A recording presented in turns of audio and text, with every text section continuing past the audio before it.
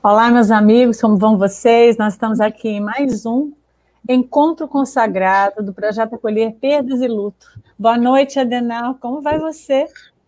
Boa noite, muito bem. Boa noite a todos que nos assistem. Boa noite a todas as pessoas que já estão aqui no canal.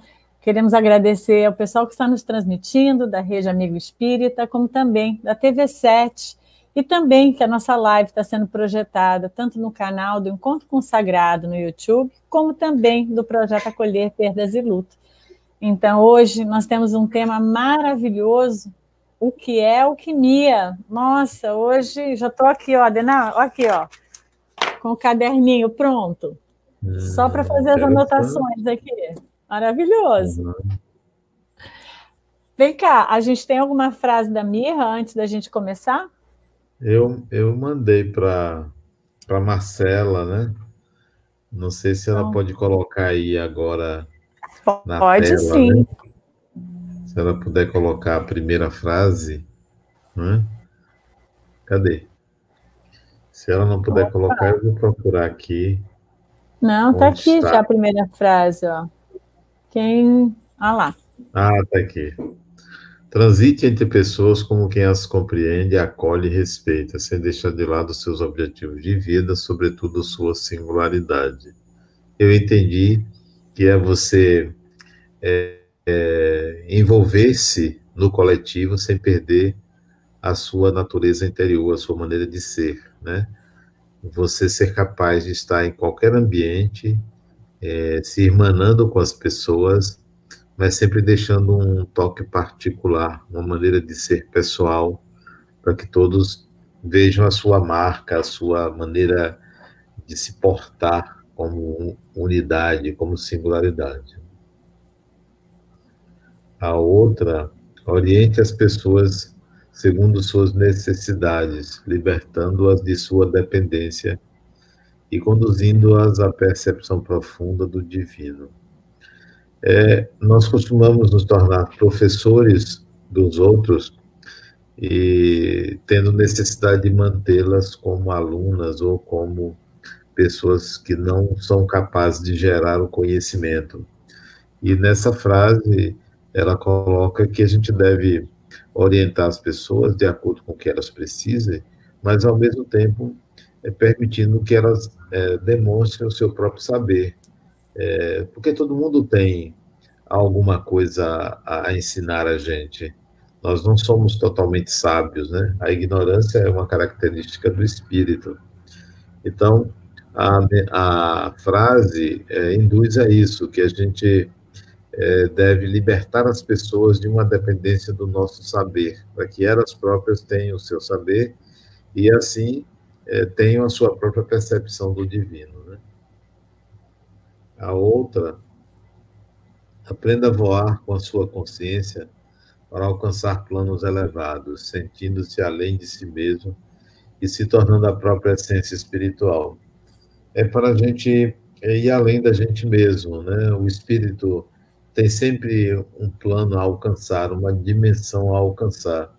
A gente não achar que já chegou no limite e que o próximo limite não é possível ser alcançado senão após a morte ou por alguma mágica, né?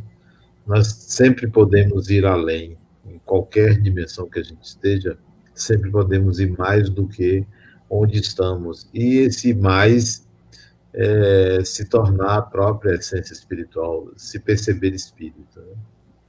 É interessante que as frases elas têm uma certa continuidade do pensamento, né? Uhum. Muito, muito Sim. bom, muito importante.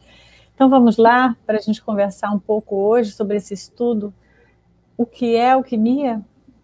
Sim, sim, sim. Interessante que esse tema não era um tema muito fácil para mim.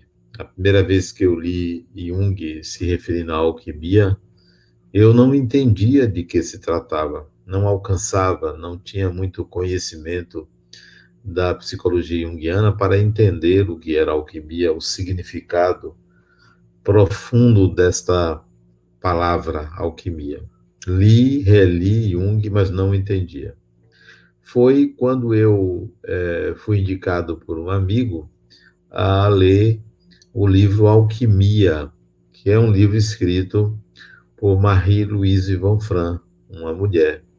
Quando eu li o livro Alquimia, escrito por ela, aí eu entendi de que se tratava, o que era alquimia.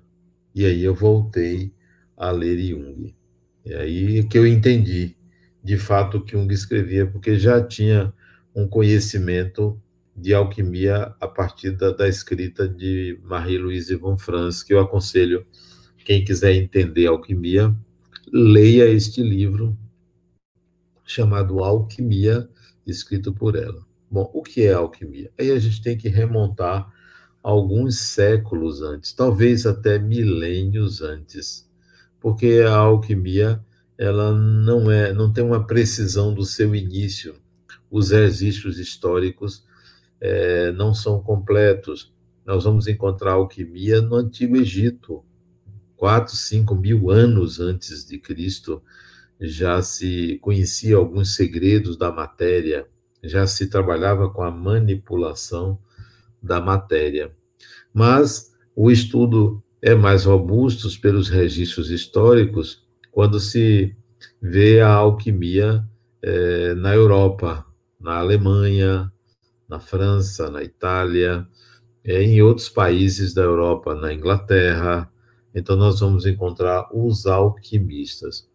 Quem eram os alquimistas? Inicialmente, eram pessoas que queriam manipular a matéria e transformar a matéria bruta, em ouro, porque estavam à procura do ouro, né? Que era valioso e é valioso até hoje.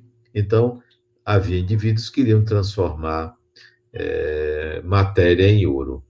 Um desejo natural de enriquecimento, um desejo natural de obter alguma vantagem, do que ir atrás do ouro, das escavações, dos filões de ouro. Então, ali seria uma forma de manipular a matéria e aí ter o ouro e enriquecer. Só que isso não era possível, você não encontra na natureza aflorado uma matéria que seja ouro ou que você, simplesmente misturando com qualquer substância, tenha o ouro. O ouro geralmente está em locais mais profundos ou nos leitos dos rios e não se encontrava esse ouro. Ok. Então, os alquimistas começaram a desaparecer, aqueles que queriam transformar a matéria em ouro. Mas aí, alguns outros viram na alquimia a possibilidade de conhecer alguns segredos da matéria, né? De transformar substâncias em outras substâncias que pudessem ser utilizadas, né? Foi daí que a alquimia gerou a química, né? A manipulação de matéria, a mistura de elementos para ter novos elementos. E assim, os alquimistas foram surgindo, os estudiosos da matéria, das transformações da matéria. Eles foram aparecendo. E eles escreviam as suas manipulações, os seus tratados, o que é conhecido com o nome de opus alquímico, ou obra alquímica, né? Havia fases, etapas, processos para se manipular a matéria. E o alquimista, então, escrevia o que ele fazia. O alquimista tinha sempre um forno, onde ali a matéria era queimada, a matéria era depurada, era craqueada, era cortada, era limpada. Então, havia toda uma operação, né, onde eles anotavam o que faziam, o tempo de manipulação, o tempo de lavagem da matéria, e procuravam uma matéria na natureza que fosse mais ou menos homogênea, para que se retirasse qualquer impureza daquela matéria. O objetivo da obra alquímica era encontrar o elemento primordial que formaria todas as matérias. Era como se eles estivessem procurando o átomo.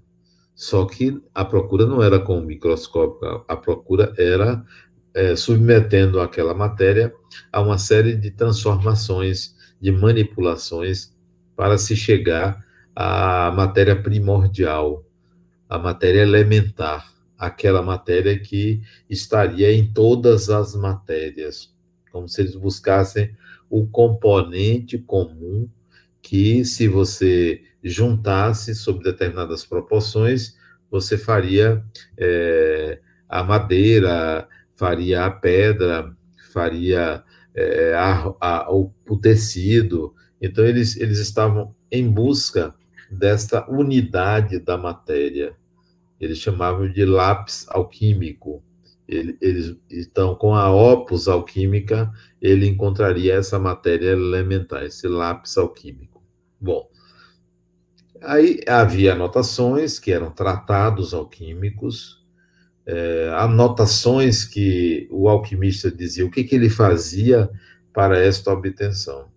E descobriu-se que, independentemente do país, independentemente do alquimista, eles praticamente faziam a mesma coisa, sem um contato, sem uma comunicação entre si. Os tratados eram muito semelhantes. A opus alquímica era a mesma. O que eles faziam? Pegava matéria bruta na natureza, uma pedra, e primeiro eles queimavam essa pedra. Para quê? Para tirar as impurezas, os restos de vegetais, aquilo que era diferente da homogeneidade daquela pedra. Então, eles calcinavam, chamava calcinátil, ou calcinação, ou queima. Então, queimavam a matéria. Esta queima demorava. Tinha lá alguém, um assistente do alquimista, que alimentava o fogo, botava madeira, e ali, num caldeirão, aquela pedra, aquele elemento bruto da natureza, era submetido ao fogo, era diretamente levado ao fogo. Evidentemente que aconteceram muitos acidentes, né? Muitas explosões, porque não se sabia o que estava se pegando, se aquilo ali era combustível, não era combustível. Então, muitas tragédias aconteceram com alquimistas que morreram manipulando a matéria, porque não sabiam o que estavam fazendo. Às vezes era um material explosivo ou uma substância que, se submetida ao fogo, provocava explosões. Bom, mas ele calcinava a matéria. Então, havia um processo de queima, né? Queimava, ficava lá um elemento mínimo, uma substância mínima, praticamente negra, né? Porque você calcinava, então tinha lá o carvão, tinha lá a borra que ficava. Depois que ele calcinava esse elemento, ele limpava, ele submetia a água, né? Ele lavava aquela matéria calcinada. Depois de lavada, essa matéria permanecia por um tempo num processo de esquecimento ali, deixava ali, e depois submetia a uma nova calcinação até chegar àquele ponto em que aquela matéria ficava vermelha, né? Enrubescia, né? E, a partir daí, eles consideravam que o processo tinha terminado. Quer dizer, algo simples: queimar, limpar, deixar evaporar o que tinha ali que ser evaporado, e depois queimavam de novo, né? Então, essa era a obra alquímica, e chegava a uma matéria elementar. Esse era o processo. Bom, o que isso tem de relevante? Qual é a importância desse processo? Inconscientemente, o que o alquimista estava fazendo era representando processos psíquicos. A opus alquímica na realidade, como funciona a mente humana. O que acontece com o nosso pensar. A alquimia externa é uma representação da alquimia interna, das manipulações do pensar humano, a atitude humana, os momentos do ser humano, tudo representando a dinâmica psíquica. Quem entende a alquimia entende o funcionamento da mente humana, mais ou menos assim, né? Nós passamos por um processo de calcinação, de queima. Nós buscamos retirar as impurezas do nosso modo de pensar.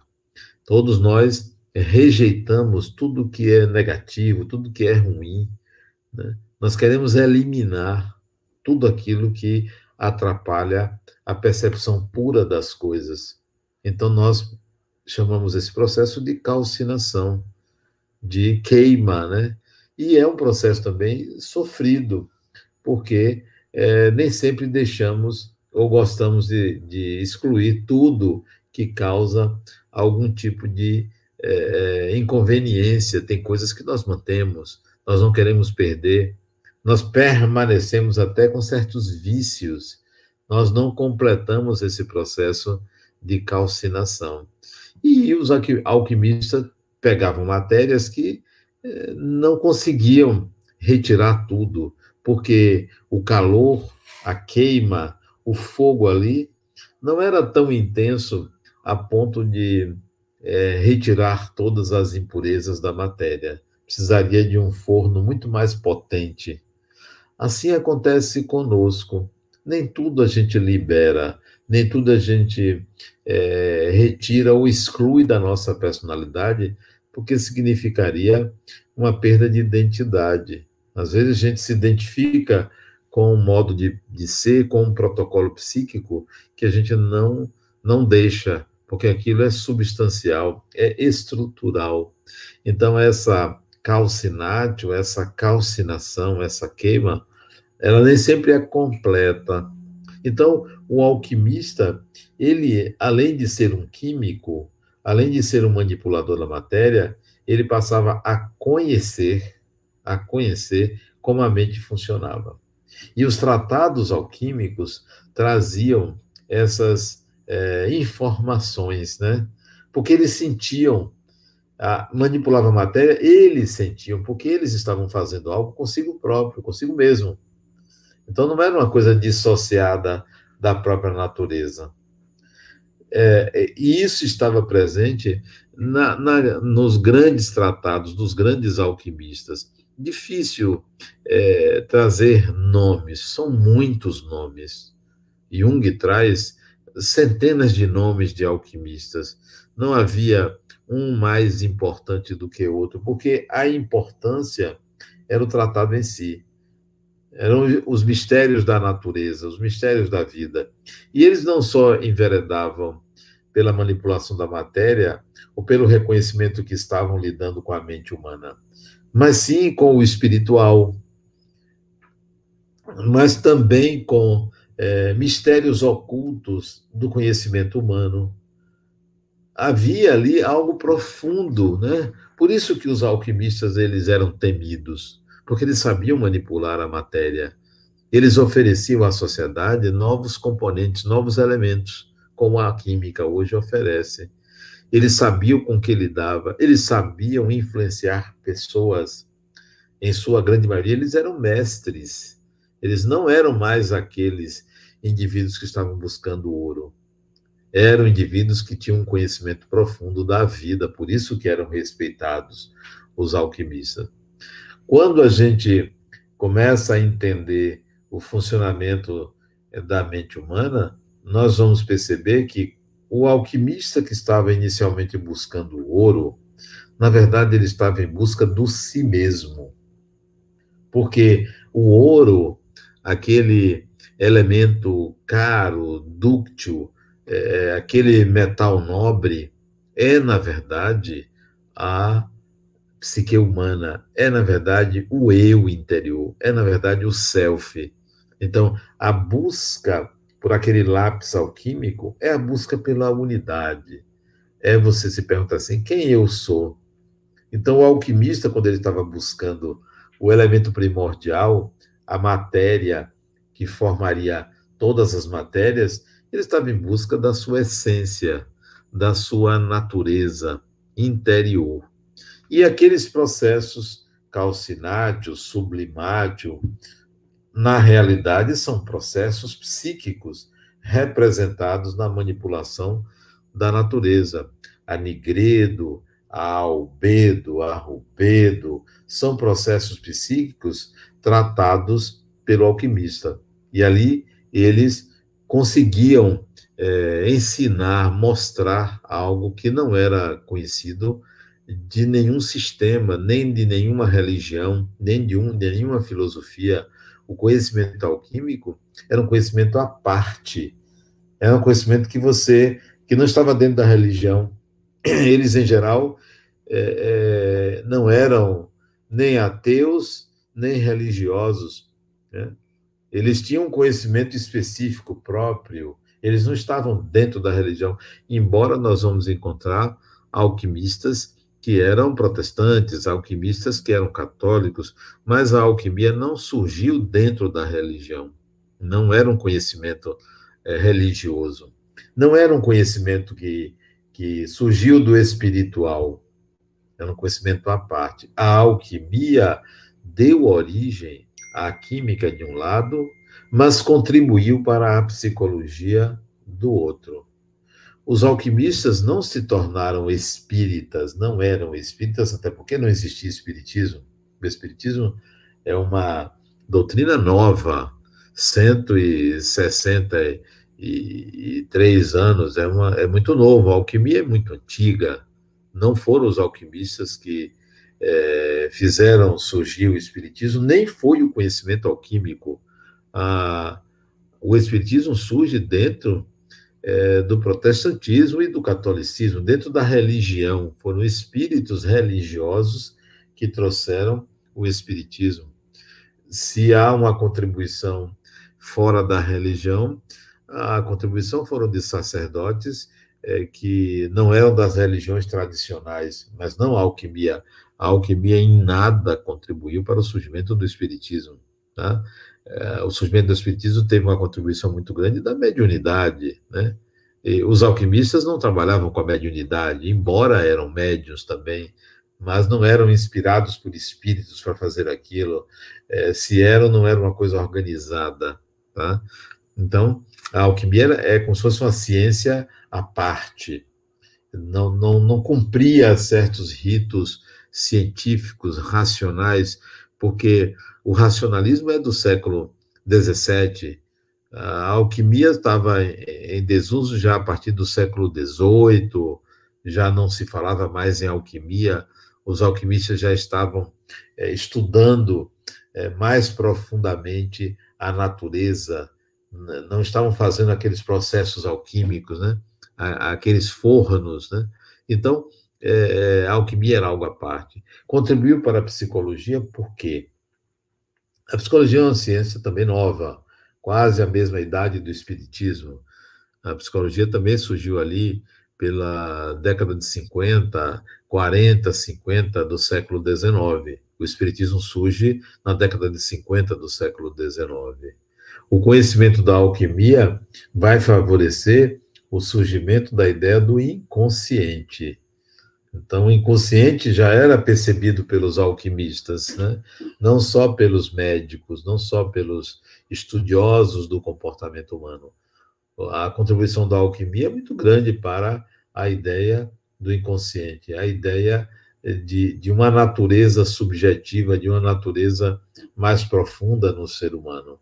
Então, não vamos relacionar alquimia com religião, porque não tinha um ritual religioso, tinha um ritual processual de manipulação da matéria. Agora, os alquimistas, eles também entendiam que existia um ser superior, né? Entendiam que existia um ser superior. Eles rezavam, eles evocavam, mas não como algo ligado à alquimia, mas como uma percepção própria, como uma religiosidade própria, tá? Então, é muito útil a leitura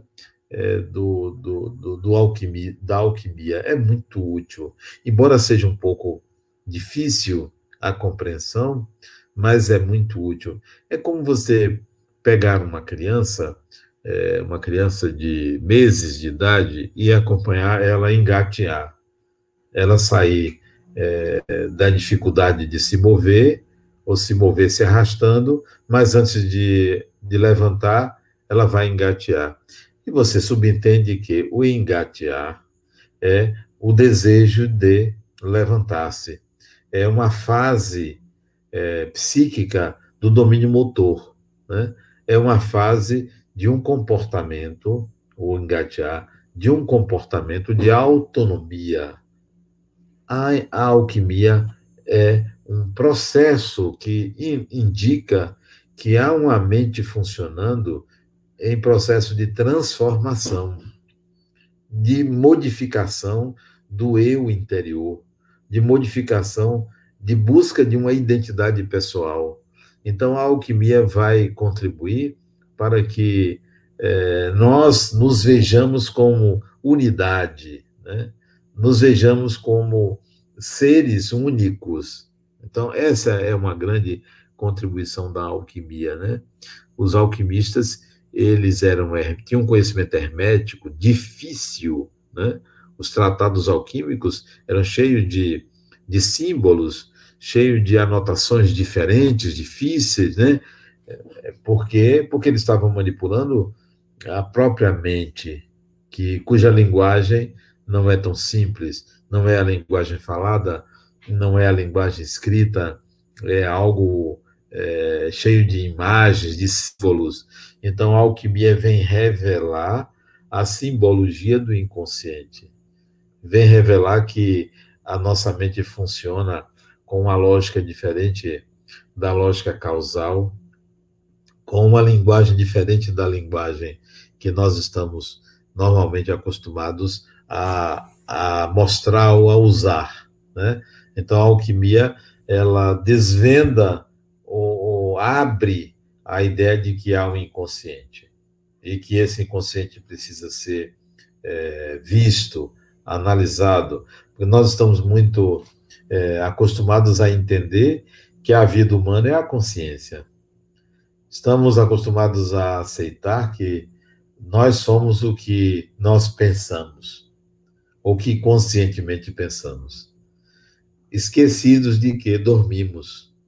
E quando dormimos, não há conexão com a realidade material. Há uma outra realidade que se sobrepõe à consciência. E essa outra realidade é o inconsciente.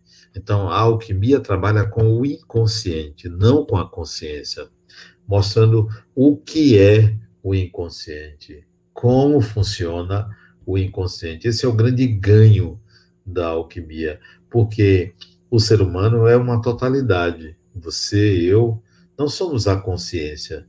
Nós somos a consciência mais tudo aquilo que não sabemos de nós. Tudo aquilo que não conseguimos enxergar da nossa natureza. E a alquimia mostra, revela aquilo que nós não conseguimos enxergar da nossa natureza. Vem de uma forma simbólica, hermética, difícil de compreender, porque essa natureza que não é consciente, ela é complexa. Ela, de fato, traz algo muito profundo. Esse algo muito profundo que a alquimia demonstra, a existência do inconsciente, é que um dia, na evolução humana, fez surgir a consciência. A consciência como se fosse o ápice da evolução. É como se existisse um mar, que é o inconsciente, e, de repente, aparecesse uma ilha. A ilha é a consciência. Aquela pontinha cercada de água por tudo quanto é lado. Aquilo que emerge do inconsciente é a consciência, é algo novo, é algo que aflora. O alquimista, ele faz o caminho inverso, sai da consciência e mergulha no inconsciente. E diz que ali dentro tem muita coisa. e mostra como funciona o inconsciente. Esse é o grande ganho da alquimia. Por que é difícil? Porque o ser humano comum, nós fazemos um processo de autoconhecimento pensando que estamos mergulhando na intimidade do nosso ser. O autoconhecimento é só o conhecimento da consciência, porque nós ainda queremos estudar o inconsciente utilizando os mesmos parâmetros da consciência, utilizando a mesma lógica da consciência. A alquimia mostra o inconsciente sem a lógica da consciência, sem utilizar-se da causalidade da consciência. Então, esse é o grande ganho da alquimia, é não trazer o conhecimento do inconsciente pela via lógica comum, dita normal, que a consciência nos exige. Veja que as pessoas que dizem que se conhecem são pessoas que têm um autocontrole muito grande. Eu me conheço. São pessoas de fala mansa, são pessoas que dominam os seus movimentos, as suas palavras. Aparentemente parece que conhece a totalidade do ser. Na verdade, fazem um processo de contenção do inconsciente. A alquimia não parte do princípio de que nós precisamos conter a consciência para nos tornarmos autoconscientes. A alquimia sai da consciência para descobrir o inconsciente. Então, ao invés de um processo de autoconhecimento, é também um processo de autodescobrimento. Descobrir aquilo que está oculto. E também um processo de autotransformação, porque a alquimia é transformação, a alquimia é mistura. E a gente vai entender, a partir da alquimia, que todas as vezes que você tem um impulso para a ação, todas as vezes que você tem um impulso para falar, todas as vezes que você tem um impulso para agir, para se expressar no mundo ou para reagir ao mundo, esse desejo passa pelo inconsciente. E você traz do inconsciente, você mistura o impulso para agir com os seus conteúdos inconscientes. Então, toda a ação humana, ela traz processos inconscientes. Traz a consciência mais o inconsciente. Todas as vezes que você se apresenta ao mundo, você está manifestando alquimicamente conteúdos inconscientes. Tudo que o ser humano faz contém ou contempla processos inconscientes que a consciência não registra. O simples ato. Se você, por exemplo, quiser cuidar de uma pessoa, tiver vontade de cuidar de uma pessoa, qualquer pessoa, seja uma criança, seja um adulto, seja um idoso, você quer cuidar, você tem vontade de cuidar. Esta vontade de cuidar, como você vai fazer? Passa por essas experiências de cuidar que estão no seu inconsciente, que você aprendeu nas suas várias experiências kármicas, nas suas várias experiências reencarnatórias, né? Estão guardadas em você, estão no seu inconsciente. Então, cuidar pode ser abrigar num teto, cuidar pode ser melhorar a estética da pessoa, cuidar pode ser cuidar da saúde da pessoa, cuidar pode ser educar a pessoa, depende da sua experiência ou das suas experiências no cuidar, aquelas que estão no inconsciente. Então, todo ato humano passa antes pelo inconsciente. E para você descobrir o que está no seu inconsciente, não basta um processo de autoconhecimento. É preciso descobrir. Como é que você descobre o seu inconsciente? Observe suas tendências, suas tendências. O alquimista, para encontrar a matéria-prima, ou a prima matéria, ou aquele elemento primordial, ele tinha que passar pelo fogo, ele tinha que calcinar. E você, para descobrir o seu inconsciente, você tem que calcinar, isto é, você tem que entrar em contato com a sua sombra. Com a sua sombra. Ninguém consegue descobrir o inconsciente sem aceitar, entender o conceito de sombra, né? Aquilo que você nega de você, aquilo que você desconhece de você, é sua sombra. O alquimista fazia isso quando ele calcinava a matéria, ele estava sombreando, ele estava retirando as impurezas. Então, é preciso que você não olhe para a consciência, não julgue a consciência, não fique se julgando, porque julgar o bem ou o mal não vai lhe levar a se conhecer, não vai lhe levar a se descobrir, não lhe levará ao inconsciente. Qualquer julgamento que você faça sobre você não lhe leva à sua essência. Então, para descobrir o inconsciente, é preciso que você integre sua sombra. Admita sua ignorância sobre você mesmo e verifique quais são suas tendências. Todo tipo de tendência. Tudo aquilo que leva você a um modo de ser, e não necessariamente ao ato, a um modo de ser, a uma natureza, a uma tendência. Também você pode chegar ao inconsciente. O alquimista lavava a matéria calcinada. Ele lavava. Lavar é tirar tudo que é negro, é tirar tudo que é sujo, é tirar tudo que era carvão, que era calcinado. Era embranquecer a matéria, né? Era limpar, né? Que é o processo de albedo, né? Embranquecimento, né? Você retirar aquelas impurezas, né? Então é preciso que você faça isso com você, sem nenhuma alusão à cor, mas sim aquilo que está em excesso, aquilo que a sua consciência já não precisa mais. O que significa isso? É você aproveitar o seu tempo, é não gastar o tempo da consciência com o que não lhe leva ao inconsciente, a se abstrair. Se abstrair. Abstrair é sair de, é entrar em contato com algo fora da consciência. Então, se eu estou aqui com você, se eu quero entrar em contato com o meu inconsciente, eu não teria que estar preocupado com o que vou comer daqui a pouco, com alguém que eu vou conversar daqui a pouco, se eu estou com sono, se eu estou cansado. Eu tenho que abstrair de mim mesmo para ter acesso ao inconsciente.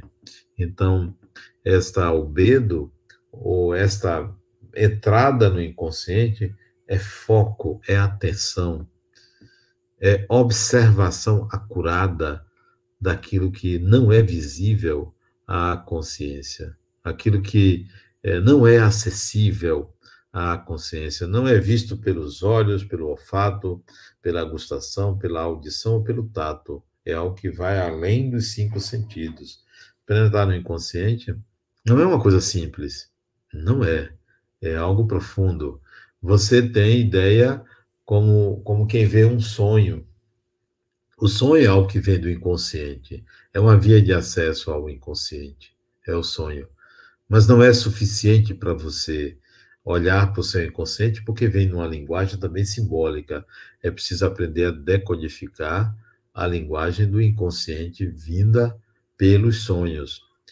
Os atos falhos, os complexos, os estigmas. Então, são meios de você olhar para o inconsciente. Então, é um processo que requer amadurecimento, requer cuidado, requer foco, requer determinação. Não é numa meditação que você, já sei o que tem no meu inconsciente. Não é uma meditação. É um processo de longo prazo, você entender o seu inconsciente. Não é num insight, não é mágico. Não é mágico, é um processo contínuo que leva tempo para você começar a entender o seu inconsciente. Não é de uma hora para outra. Não é como um filme que você assiste. É muito mais do que isto. Muito mais. É importante que você entenda isso. É um processo profundo de penetração no mundo interior, na realidade interna do indivíduo. Existem várias práticas para isso. O uso da mediunidade, no meu modo de ver, o exercício da mediunidade, eu diria que é o caminho mais rápido para você acessar o inconsciente. Porque no exercício da mediunidade, muita coisa que está guardada sai na manifestação mediúnica. Então, é uma boa via de acesso ao inconsciente, ou é um bom exercício. A alquimia hoje, ser alquimista hoje, é ser alguém que se dedica ao estudo do inconsciente. É alguém que começa a perceber a sua unidade e contribui para que o outro também veja a sua unidade, a sua singularidade. A alquimia é uma diferenciação do coletivo, é a busca pela singularidade. Então, hoje, os alquimistas hoje são os psicólogos, né? São os alquimistas. Todo aquele que estuda a mente, todo aquele que busca a unidade do ser, é um alquimista. Não só psicólogos, né?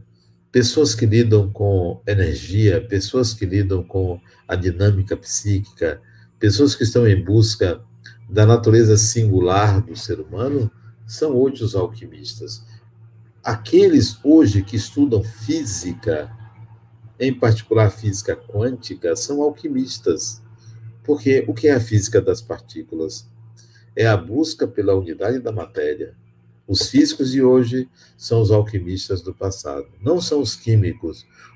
Os químicos apenas manipulam a matéria e misturam a matéria. O físico quântico, ele está em busca de perceber a unidade da matéria. Eles são os alquimistas do passado, são os físicos de hoje. Os físicos de hoje que buscam pela matéria o entendimento da natureza. Os psicólogos, psicólogas, claro, pelo comportamento, pela materialidade do impulso humano, estão em busca do inconsciente, estão em busca da unidade de cada um. Então, são os alquimistas. Estudar a alquimia hoje é penetrar nos mistérios da vida, da natureza. É um conhecimento profundo. Nem todo mundo tem interesse, porque não é algo simples, não é um beabá, não é um livro que você leia, né? Não é. É algo muito mais do que uma leitura, do que um conhecimento a respeito de uma coisa hermética e do passado. Não, é algo muito sério, é algo que não deveria levar as pessoas à vaidade de achar que porque estuda a alquimia ou porque estuda os mistérios da vida, da natureza, estão acima de qualquer outro ser humano. Não, de forma alguma. Ao contrário, os alquimistas eles eram temidos não porque eram vaidosos, eram temidos pelo conhecimento que tinham, mas eram pessoas comuns, eram pessoas simples, eram pessoas que tinham família. Em geral, o laboratório do alquimista era dentro de casa, ou era no alpendre, ou era ao lado da casa, era ali, ele tinha família. Ele não era um ermitão, um sacerdote, alguém fora da sociedade. Era um indivíduo que vivia em sociedade, era um indivíduo comum. O respeito que se tinha é porque eles tinham um conhecimento que ninguém tinha, né? É como se eles estivessem fora do senso comum, né? Voltado para algo que ninguém se preocupava em conhecer. Então, a alquimia é, de fato, um conhecimento profundo. Vale a pena você penetrar nesse conhecimento. Quanto mais você estudar alquimia, mais você vai se conhecer, mais você vai se descobrir, mais você vai entrar em contato com o seu inconsciente, porque leva ao inconsciente tudo aquilo que a gente se interessa profundamente, a gente está entrando em contato com a profundidade do nosso ser.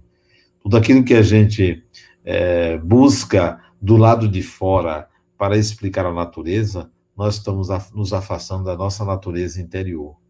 Mas se a gente foca, mas se a gente realiza processos, a gente está tentando ir em busca desses processos psíquicos.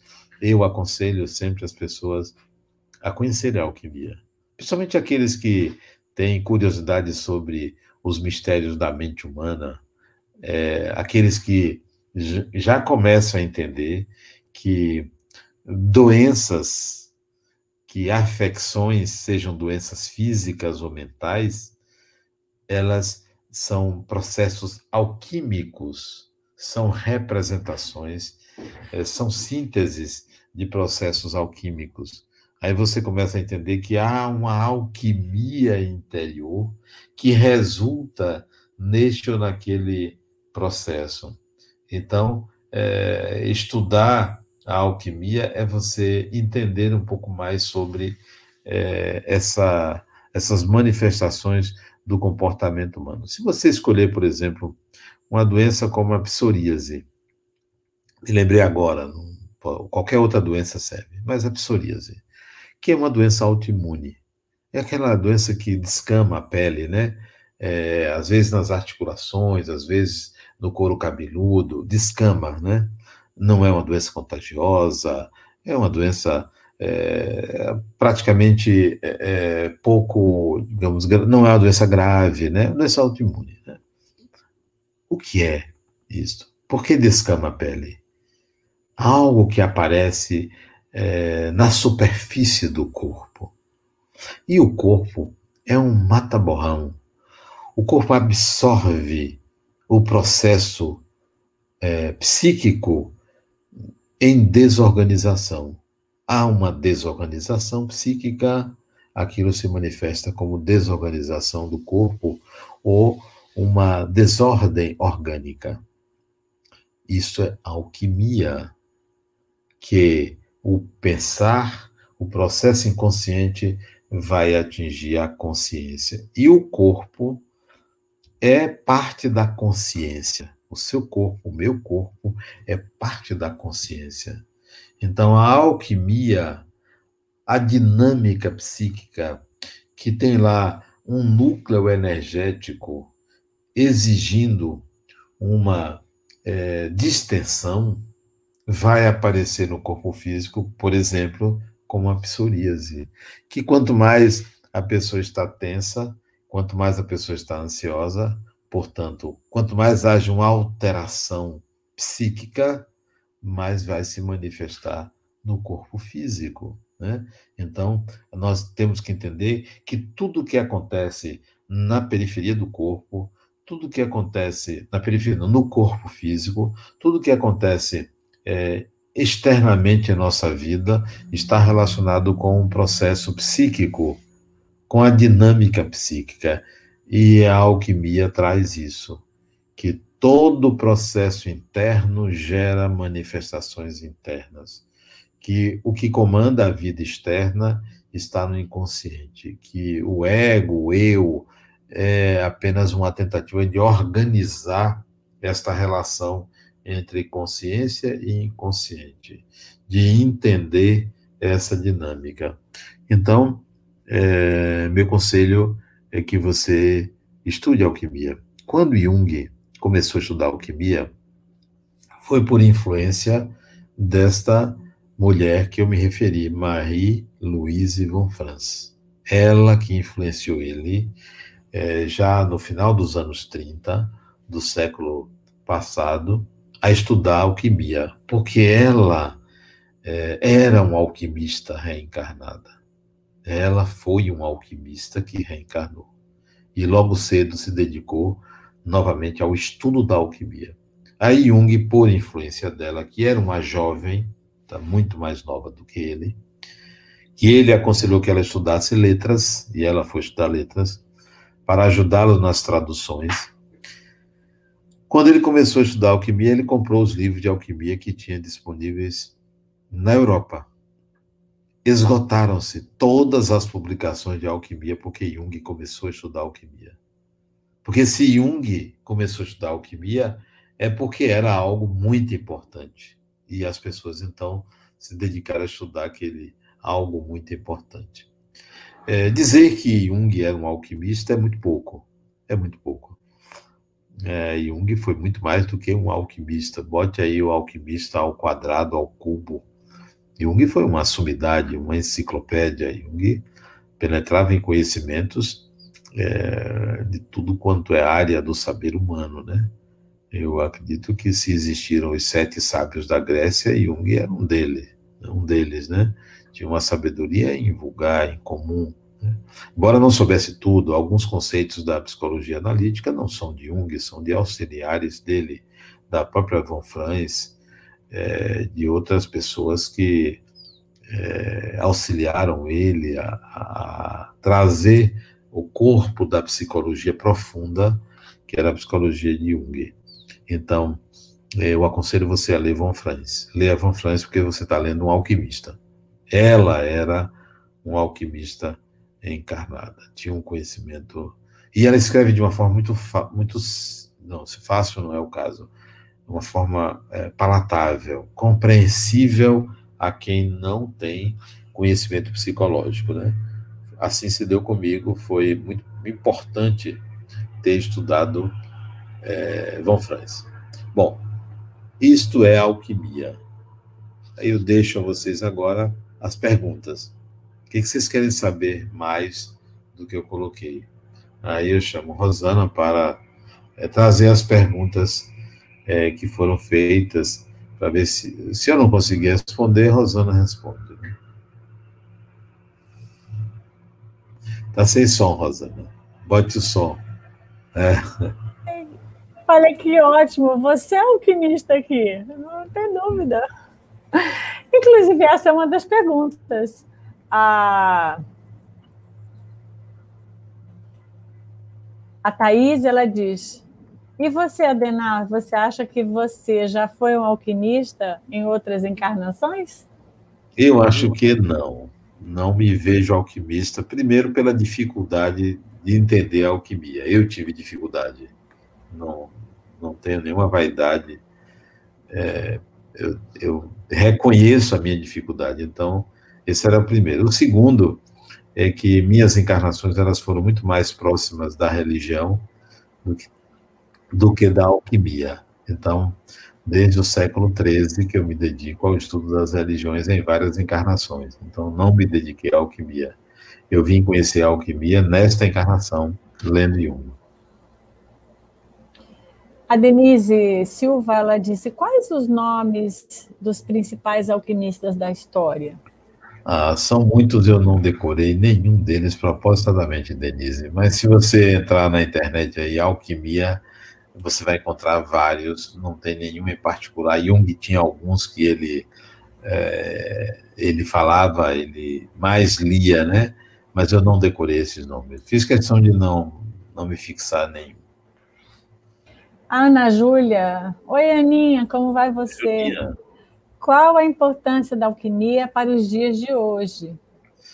Julinha, eu acho que para os dias de hoje, a alquimia pode contribuir para a percepção melhor do inconsciente enquanto campo fértil do saber humano. Então, eu vejo isso como um recurso auxiliar para a compreensão da mente humana, né? Todo mundo deveria ler sobre alquimia, sobretudo quem trabalha com psicologia. A Jane disse assim: o que revela efetivamente o inconsciente com quanto à alquimia? O que revela efetivamente o inconsciente, eu creio que seja a natureza essencial do ser humano. O inconsciente revela todas as experiências e o que resultou das experiências dos vários personagens que o espírito vivenciou. Creio que o inconsciente, se a consciência é uma árvore num campo, o inconsciente é todo o campo, é tudo que há no campo. Se o inconsciente é uma árvore na floresta, se a consciência é uma árvore na floresta, o inconsciente é toda a floresta. Então, o inconsciente revela a fertilidade, a potência que é o espírito. A Denise perguntou como contribuíram para o estudo do Espiritismo? Que transformações observamos a partir desse conhecimento? Denise, como eu disse, eu não acho que a alquimia contribuiu para o estudo do inconsciente, do Espiritismo, para o surgimento do Espiritismo. A contribuição grande para o surgimento do Espiritismo foi o conhecimento religioso, foi a mediunidade, né? A mediunidade, sim, contribuiu. A descoberta da mediunidade, o uso da mediunidade e a religião. O Espiritismo, embora não tenha sido uma dissidência religiosa, mas Allan Kardec era um homem religioso, e Allan Kardec também foi um sacerdote druida, um huguenote do passado, né? Então, não foi alquimia, tá? Pode ser que o estudo do inconsciente contribuiu para o entendimento de Allan Kardec. Allan Kardec chamou o espiritismo de filosofia, de psicologia. Ele entendia a mente humana o espiritismo como uma psicologia, né? Então, talvez o estudo do inconsciente, que a alquimia proporcionava, tenha influenciado ele, ou tenha influenciado genericamente a aceitação do espiritismo. Mas eu não vejo uma relação direta entre alquimia e espiritismo. Mas entre alquimia e psicologia, sim, eu vejo uma relação direta. A Thaís perguntou como podemos utilizar a alquimia na nossa vida para acessarmos o nosso inconsciente. Acessar, né? Eu creio, Thaís, que se você estudar as fases alquímicas, né, entender as fases alquímicas, você pode entender melhor como você pensa, principalmente entender os protocolos mentais, as repetições, os condicionamentos de comportamento. A alquimia pode te dar uma dica, uma indicação dos seus protocolos mentais, né? E a Denise também disse, acho difícil uma pessoa se conhecer. Toda a nossa trajetória vivemos nos perguntando quem sou eu, o que busco, o que faço. Eu concordo, Denise. Se conhecer, a palavra estiver se referindo ao ser espiritual que você a resposta não é simples, né?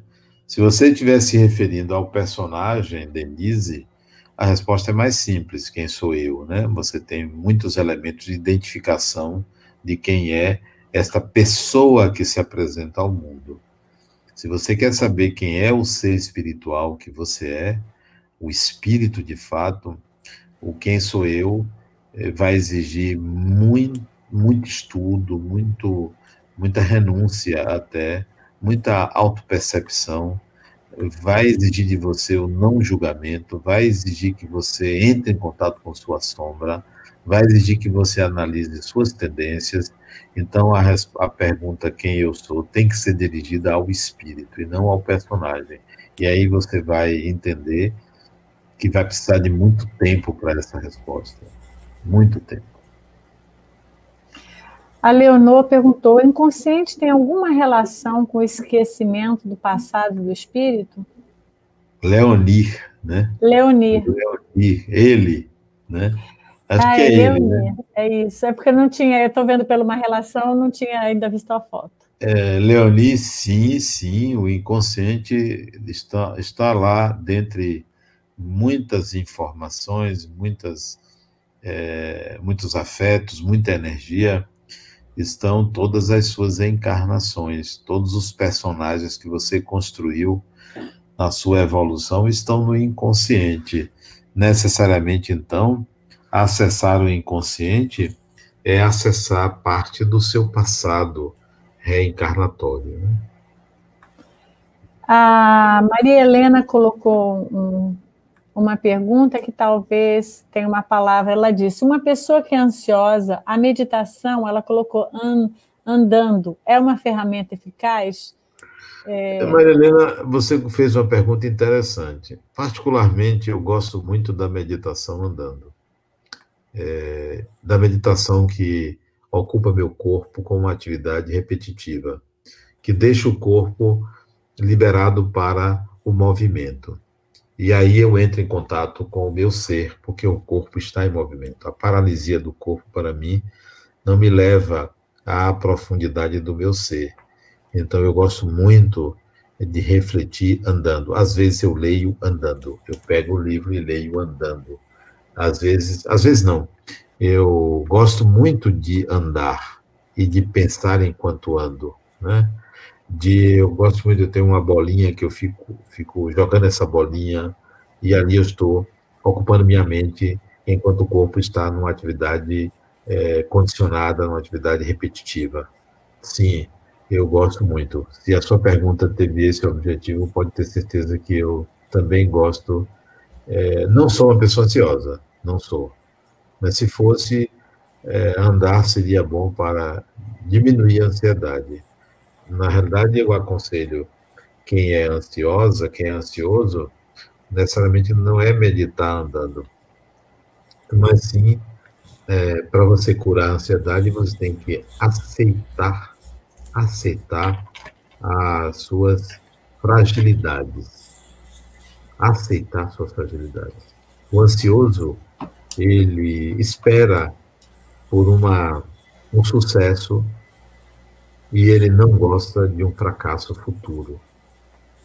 Você cura a ansiedade se você aceita antecipadamente o fracasso e entende que derrota e vitória são as duas oportunidades de aprendizado. A Maria Helena perguntou assim: Helena Blavatsky foi uma alquimista? Acho que sim, viu? O conhecimento da Madame Blavatsky era algo muito profundo. E eu creio que, de fato, ela me parecia ser a encarnação de algum alquimista, porque ela penetrou em conhecimentos que até hoje são extremamente difíceis e complicados de se entender, mas profundos. Creio que ela me pareceu alguém que tinha conhecimento de alquimia. A Thaís perguntou: e onde foi algum alquimista de destaque em alguma encarnação dele? Como eu disse, eu acho que não. Eu acho que Jung estava além da alquimia, né? Não tenho acesso às encarnações dele. Se ele passou pela alquimia, não o tornou tão somente um conhecedor da mente humana. Jung transcendia o conhecimento da mente humana porque ele olhava para a sociedade e fazia uma leitura da sociedade. Ele tinha uma visão, uma perspectiva de mundo muito além da alquimia, né? O alquimista é muito voltado para a mente humana, e Jung vai mais do que o conhecimento da mente humana. O Robert, ele pergunta assim: o trabalho mediúnico na reunião espírita favorece ao despertar anímico? Com certeza, Robert. Sim, sim. Como eu disse, o exercício da mediunidade favorece a abertura do inconsciente. Uma reunião mediúnica em que você exerça a mediunidade vale por 10, 20 sessões de psicoterapia, porque é um mergulho no inconsciente. Sim, eu considero importante. Eu agora vou oferecer às pessoas uma formação em psicoterapia do espírito. A partir do ano que vem, eu vou ensinar as pessoas a entender o espírito em terapia. E um dos requisitos durante essa formação é as pessoas participarem de reuniões mediúnicas, porque eu entendo que isso favorece o despertar do inconsciente. Por hoje a gente não tem mais perguntas aqui. Então eu espero que vocês comprem o livro de Von Franz, né, para o entendimento, aí, livro Alquimia, Marie-Louise Von Franz, para o entendimento da alquimia. Eu escrevi também sobre o assunto, mas um resumo de Von Franz, né? Se vocês quiserem mesmo entrar em contato com as fases do processo alquímico, leia Von Franz. Depois, se quiser se aprofundar, leia. Você podia deixar aqui também o nome do seu livro, como a pessoa pode entrar em acesso para comprar. Na verdade, está em alguns livros meus, né? Eu comecei falando do assunto num livro chamado Psicologia e Universo Quântico, né? Depois nesse livro, Psicoterapia e Mediunidade, que eu estou lançando agora, no final do ano, talvez início de janeiro, ele fala de alquimia. Então, mas eu não me indico sobre o assunto porque é apenas eu sou um teórico, né? Nunca fiz nenhum trabalho alquímico. O pessoal está agradecendo, a gente também quer agradecer. Eu também tenho a agradecer a vocês.